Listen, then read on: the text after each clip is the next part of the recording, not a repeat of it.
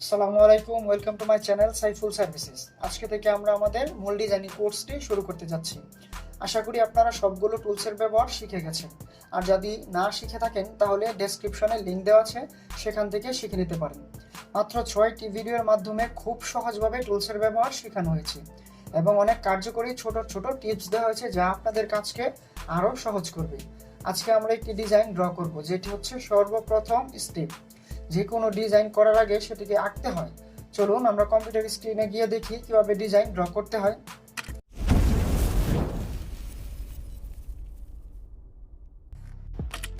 আমরা আমাদের কম্পিউটার স্ক্রিনে চলে আসলাম। এখন আমরা ইলাস্ট্রেটরে প্রবেশ করে আমরা আজকে এই ডিজাইনটি ড্র করব। এই ডিজাইনটি আমি নেট থেকে ডাউনলোড করেছি। আপনারা ইচ্ছা করলে যে কোনো ব্রাউজারে গিয়ে এরকম ফ্লাওয়ার ডিজাইন, লিভস ডিজাইন লিখে সার্চ দিলে এরকম সুন্দর সুন্দর অনেক ডিজাইন পাবেন। চলুন আমরা আজকে এই ডিজাইনটি কীভাবে ড্র করব সেটা দেখি।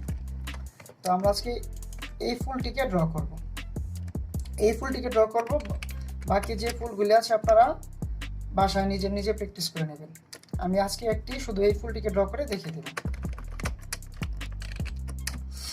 তো এই ফুলটি ড্র করার আগে প্রথমে আমাদেরকে এখান থেকে যে কোনো একটি শেপ, মানে যে শেপটিকে আমরা পুরোপুরি ড্র করবো সেই শেপটি সিলেক্ট করতে হবে। তো আমি প্রথমে এই শেপটিকে আমি প্রথমে ড্র করি। তো চলুন পেন টুল দিয়ে আমরা এটাকে ড্র করি।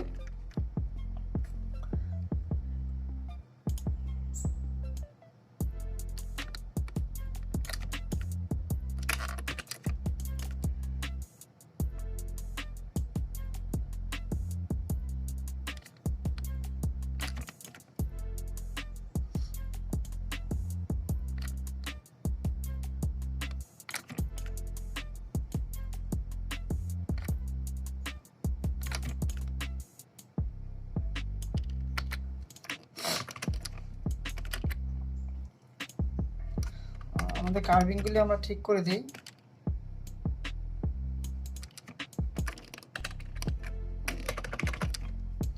ডিরেক্ট সিলেকশন টুল দিয়ে ধরে যেখানে যেরকম কার্ভ করা দরকার সেই কার্ভগুলি সুন্দর করে দিই। এখন হচ্ছে আমাদের সবচেয়ে প্রধান খুবই গুরুত্বপূর্ণ পার্ট। আমরা এই শেপটিকে আমরা পুরোপুরি ড্র করে ফেললাম। আচ্ছা, আমরা এই শেপটিকে একটু নিচের এটাকে একটু ঠিক করে দিই। আমরা এই শেপটিকে পুরোপুরি ড্র করে ফেললাম। এখন বাকি যে শেপগুলি আছে এই শেপগুলিকে আমরা এর ভেতরে ওভারল্যাপিং করে দেব। আচ্ছা, আপনাকে একে বুঝিয়ে দিই তাহলে সহজ হয়ে যাবে। এই যে আমরা এটাকে কিছু বেশি রেখে ড্র করি।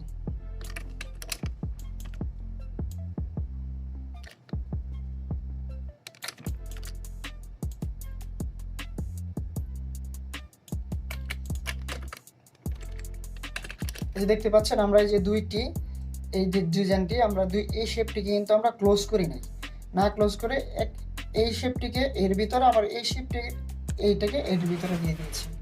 এরকম ভাবে আমরা মানে যে কোনো একটি প্রধান শেপকে মানে পুরোপুরি একে এর ভিতরে আমরা বাকি শেপের ইয়েগুলি মানে দুইটা যে মাথা থাকবে সেটি আমরা দিয়ে দেব, ওভারল্যাপিং করে দেব। কিন্তু একটি জিনিস খুবই গুরুত্বপূর্ণভাবে খেয়াল রাখতে হবে যাতে একসাথে দুইটি মাথা একসাথে ওভারল্যাপিং না হয়। আচ্ছা, সেটি কীরকম আমরা একে বুঝিয়ে দিই। ধরুন এই যে পেন টুল নিয়ে আমরা যদি এখন এই যে এখন দেখতে পাচ্ছেন এই মাথাটা এর ভিতরে ওভারল্যাপিং হয়েছে, আবার এর ভিতরে ওভারল্যাপিং হয়ে গেছে। এরকম হওয়া যাবে না, এরকম করা যাবে না। আমরা আনডু করে দেই। শুধু একটি এন্ড পয়েন্টকে একটির ভিতরে আমরা ওভারল্যাপিং করতে পারবো, একটি পরিপূর্ণ শেপের ভিতরে। আমরা এখন আঁকি।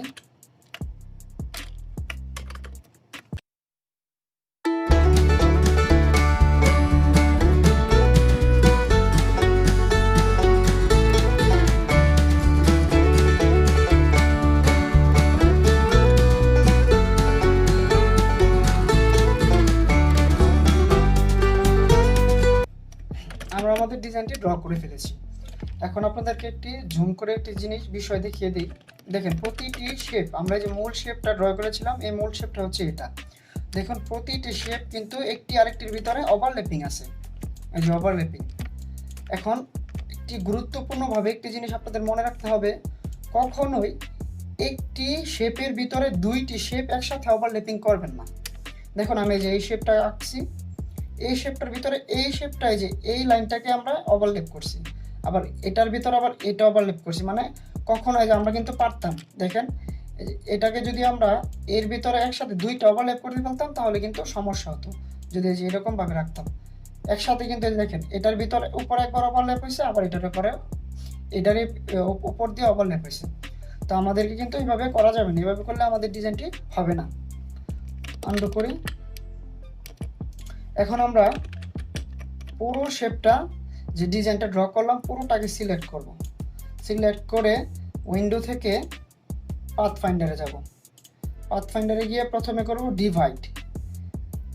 প্রথমে ডিভাইডে ক্লিক করে যে ফিল কালারে সিলেক্ট করে একটি ফিল কালার দিয়ে দেব। ধরুন আমরা এটাকে লাইট গ্রিন কালার দিলাম।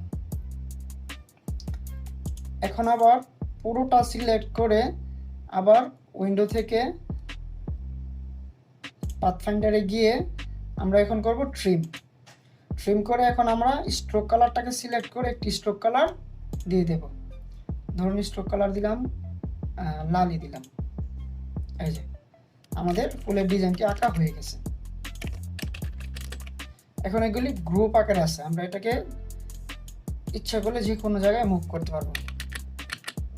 আমরা এটা পুরোটাকে সিলেক্ট করে যদি এখন আনগ্রুপ করে দেই, এই যে দেখতে পাচ্ছেন প্রতিটি আলাদা আলাদা শেপে পরিণত হয়ে গেছে।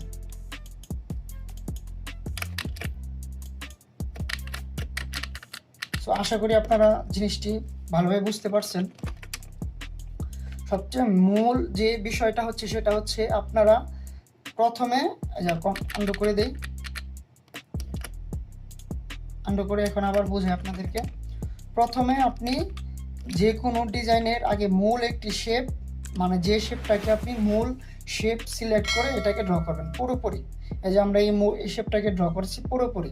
দেন বাকি যে শেপগুলি থাকবে এগুলিকে একটি আরেকটির ভিতরে ওভারল্যাপ করে দেবেন। এই যে এরকম এটাকে এটার ভিতরে দিয়ে দিয়েছিলাম, এটাকে এর ভিতরে দিয়ে দিয়েছি, এটাকে এর ভিতরে দিয়ে দিয়েছি, এরকমভাবে ওভারল্যাপ করে দেবেন।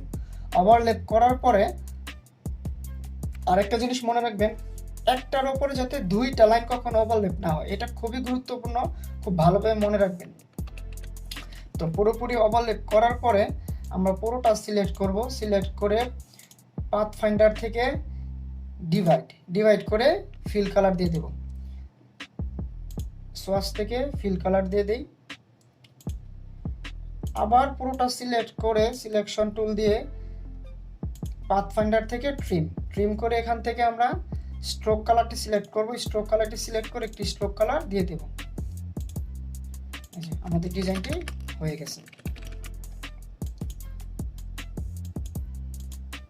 প্রতিটি আলাদা আলাদা শেপে হয়ে গেছে।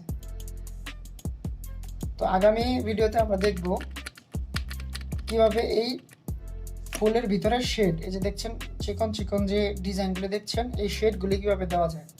তো আমি এরকম একটি পদ্ধতি আপনাদেরকে দেখিয়ে দেব, যেই পদ্ধতি অনেক ডিজাইনাররাই জানেই না। খুব সহজভাবে, অতি সহজভাবে কীভাবে শেড দেওয়া যায় সেরকম একটি পদ্ধতি ইনশাল্লাহ আমি আপনাদেরকে দেখিয়ে দেবো। সো আশা করি আপনারা আমার পাশে থাকবেন এবং আমাকে খুব ভালোভাবে সাপোর্ট করবেন। আর আমার ভিডিওগুলি যদি ভালো লাগে তাহলে অবশ্যই আমার চ্যানেলটিকে সাবস্ক্রাইব করবেন এবং লাইক করবেন, বন্ধুদের সাথে শেয়ার করবেন। সো আজকের জন্য খুদা হাফেজ, দেখা হবে পরবর্তী ভিডিওতে। আসসালামু আলাইকুম।